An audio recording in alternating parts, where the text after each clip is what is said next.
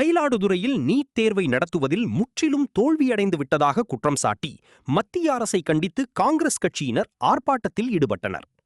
Mayiladuthurai state bank சாலையில் காங்கிரஸ் கட்சி சார்பில் இன்று கண்டன ஆர்ப்பாட்டம் நடைபெற்றது. நகரத் தலைவர் ராமானுஜம் தலைமையில் நடைபெற்ற இந்த ஆர்ப்பாட்டத்தில் ஏராளமான நிர்வாகிகள் கலந்து கொண்டு மத்திய அரசுக்கு எதிராக கோஷங்களை எழுப்பினர்.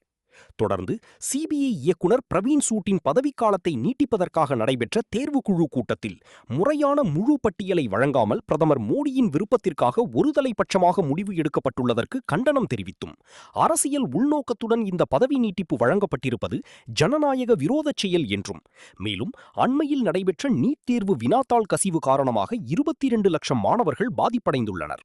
தேசிய தேர்வு முகமை நீட் தேர்வை நடத்துவதில் முற்றிலும் தோல்வியடைந்து விட்டது என குற்றம் சாட்டியும் ஆர்ப்பாட்டத்தில் ஈடுபட்டனர். 100க்கும் மேற்பட்ட நிர்வாகிகள் ஆர்ப்பாட்டத்தில் கலந்து கொண்டு தங்களது கோரிக்கைகளை வலியுறுத்தி கோஷங்களை எழுப்பினர்.